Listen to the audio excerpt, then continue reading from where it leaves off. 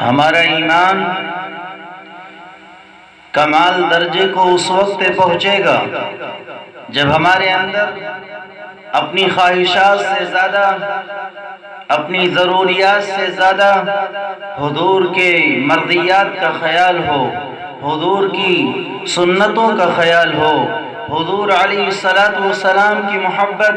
جب تک حضور کی محبت کا غلبہ ہمارے اوپر نہ ہو، ہمارا ایمان کمال کو نہیں پہنچ سکتا، ہمارا ایمان تکمیل کو نہیں پہنچ سکتا۔ وہ ہمارے ایمان کے کمال کے لیے، ہمارے ایمان میں حسن پیدا اگر کرنا ہے تو اپنے ایمان کی تکمیل اگر کرنی ہے تو حضور کی محبتوں کو اپنے اوپر غالب رکھنا ہے، اپنی مرضیات پر، اپنی خواہشات پر اور اپنی زندگی کی ضروریات پر جناب محمد الرسول اللہ صلی اللہ علیہ وسلم کی محبت کو غالب کرنا پڑے گا۔ جیسے صحابہ کرام کے اندر جناب محمد الرسول اللہ صلی اللہ علیہ وسلم کی محبت غالب تھی اور آپ کی سنت غالب تھی، آپ کا طریقہ غالب تھا اور آپ کی محبت و عظمت غالب تھی، وہی چیزیں ہمارے اندر بھی داخل ہونی چاہیے۔ اور وہ غلبہ، وہ حضور کی عظمت، وہ حضور کی محبت صحابہ کرام کے ساتھ خاص نہیں ہے، بلکہ قیامت تک آنے والی نسل اور امت محمدیہ کے لیے لازم اور ضروری ہے کہ اپنی محبتوں پر اور دنیا کی تمام چیزوں کی محبت پر حضور کی محبت کو غالب کرے۔ اللہ کے نبی علیہ السلام نے ارشاد فرمایا، لا يؤمن احدكم حتى اكون احب اليه من والده وولده والناس اجمعین، تم میں سے کوئی شخص کامل ایمان والا نہیں ہو سکتا جب تک اسے اس کے نزدیک میں محبوب نہ بن جاؤں، میں پیارا نہ بن جاؤں اور دنیا کی ساری چیزوں سے زیادہ عزیز نہ بن جاؤں، اس کی اولاد سے زیادہ، اس کے مال سے زیادہ، اس کے بیوی بچوں سے زیادہ، اس کی زمین و جائیداد سے زیادہ، اس کی مکان اور دکان سے زیادہ، اس کی تجارت اور کاروبار سے زیادہ اور دنیا کی تمام چیزوں سے زیادہ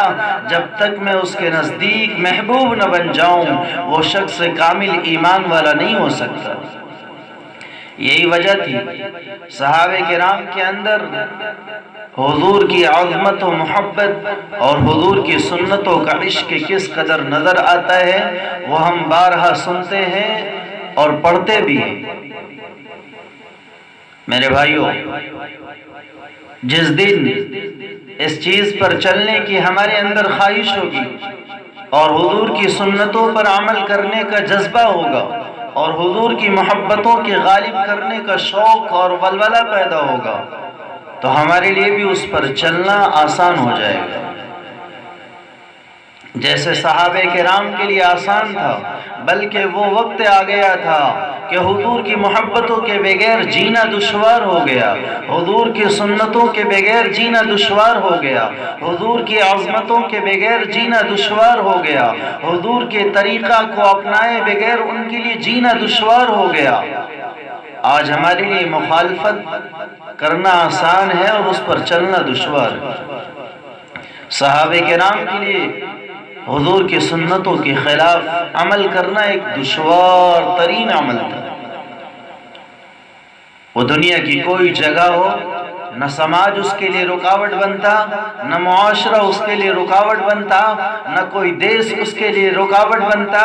جیسا ہمارے سماج میں مشہور ہے کہ جیسا دیس ویسا بھیس، اور نہ جانے اس مقولے کے ذریعے کیسی ناشائستہ حرکتیں کرتے ہیں کہ اس پر ٹوکتے ہوئے، اشارہ کرتے ہوئے بھی شرم آتی ہے اور غیرت آتی ہے۔ خیر،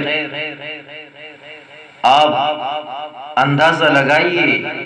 کہ صحابہ کرام کے اندر حضور کی محبت اور حضور کی سنتوں کا کتنا عشق تھا اور حضور کی محبت اور عظمت ان پر کتنی زیادہ غالب تھی۔ ایک صحابی جو حبشہ کے رہنے والے تھے، جب بھی وہ اپنے غسل خانے سے نہا کر نکلتے اور بالوں میں کنگھی کرتے، ان کا دل چاہتا کہ میرا نبی بیچ سے مانگ نکالتا ہے، میری بھی مانگ نکلے۔ لیکن حبشہ کے رہنے والے تھے، بال گھنگریالے اور سخت تھے، مانگ نکالنا ان کے لیے دشوار تھا۔ لیکن دشواری کے باوجود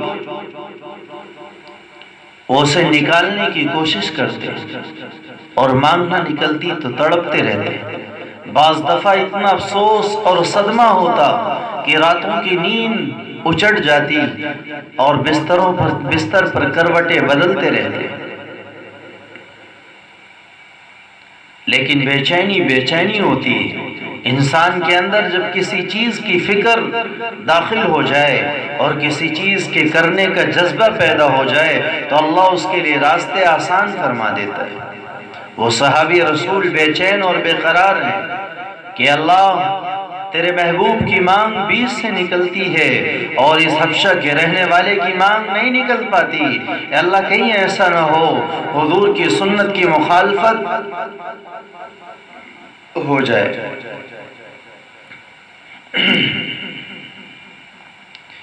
اور میرے بالوں کو حضور کے بالوں سے مشابہت نہیں ہے۔ ایک دن گھر میں چولہا جل رہا تھا، اس پر سلاخ رکھا اور اس سلاخ کو گرم کرنے کے بعد اپنے سر پر رکھا اور بیچوں بیچ مانگ پر رکھا، اور رکھنے کے بعد جہاں ان کے بال جھلستے ہیں وہیں ان کی کھال بھی جھلس جاتی،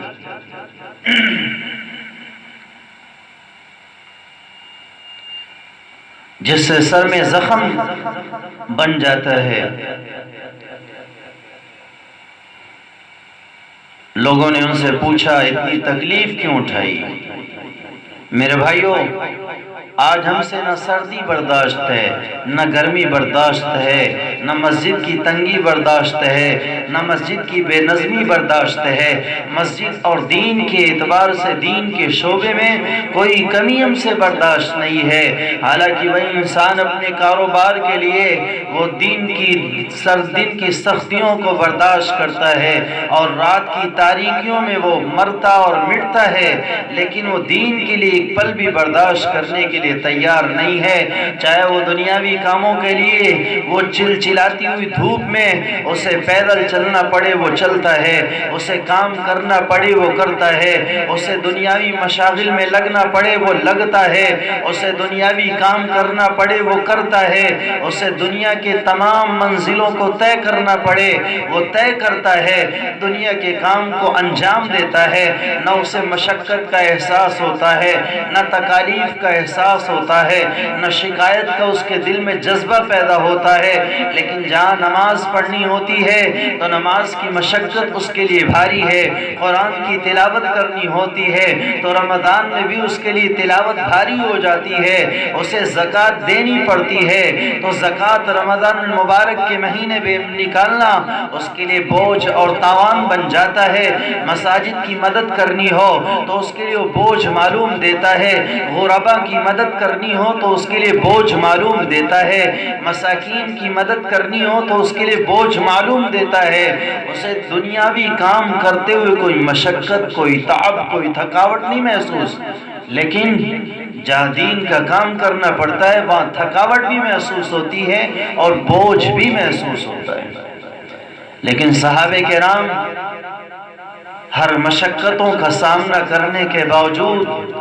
وہ خوش ہوا کرتے تھے۔ میرے اللہ کا فضل ہے جس نے مجھے اس قابل بنایا، میرے اللہ کا کرم ہے جس نے مجھ سے یہ کام لیا، میرے اللہ کا شکر ہے جس نے مجھے اس چیز کا اہل بنایا۔ یہ صحابی رسول اپنی مانگ نکالنے کے لیے اور حضور کے بالوں سے اپنے بالوں کو مشابہت کرنے کے لیے اپنے سر پر سلاخ رکھتے ہیں اور بال کے ساتھ کھال بھی جل جاتی ہے، لیکن ایک لکیر بن جاتی ہے جس سے مانگ نکل جاتی ہے۔ لوگ پوچھتے ہیں اتنی مشقت کیوں اٹھائی؟ وہ کہتے ہیں اس لیے اٹھائی کہ میرا بال بھی حضور کے بالوں کے مشابہ ہو جائے۔ مجھے اس بال کے جلنے کا دکھ نہیں ہے، مجھے اس مانگ کے نکلنے کی زیادہ خوشی ہے۔ قربان جاؤں صحابہ کرام پر جنہوں نے حضور کی سنتوں کے لیے نہ اپنی جان کی پرواہ کی، نہ اپنے مال کی پرواہ کی، نہ تن کی، نہ بدن کی، کسی چیز کی پرواہ نہیں کی۔ میرے بھائیو، ایسے ہم بھی بنے، اور اس طرح بننے میں ہی ہماری کامیابی اور ہمارے لیے نجات ہے، اسی میں ہماری بھلائی ہے۔ دونوں جہان کی سرخ روئی اسی میں اللہ نے چھپا رکھی ہے۔ فجر کی نماز پڑھنا ہمارے لیے مشکل اور دشوار ترین کام ہے، لیکن اس کے پڑھنے میں ہی ہماری کامیابی ہے۔ عشاء کے وقت تھکاوٹ کی وجہ سے نماز نہیں پڑھی جاتی، لیکن اس کے پڑھنے میں ہی ہماری کامیابی اور نجات ہے۔ دین کے کاموں میں تھوڑی سی مشقت ہے، لیکن ایک مرحلہ وہ بھی آتا ہے جو وہی مشقت لذتوں میں تبدیل ہو جائے کرتی ہے۔ اللہ ہر مسلمان کو اس چیز کی سمجھنے کی اور سنتوں کی عظمت اور جناب محمد رسول اللہ صلی اللہ علیہ وسلم کی محبت دنیا کی تمام محبتوں پر غالب فرما دے، دنیا کی تمام چیزوں پر غالب فرما دے۔ دنیا کی تمام چیزوں سے زیادہ اللہ ہمیں حضور کی محبت عطا فرما دے، اور یہ اولاد اور یہ بیوی بچے جو حضور اور دین کی کاموں میں رکاوٹ بنے ہوئے ہیں، اللہ ان کی محبتوں پر اپنی اور اپنے رسول کی محبت کو غالب فرما دے۔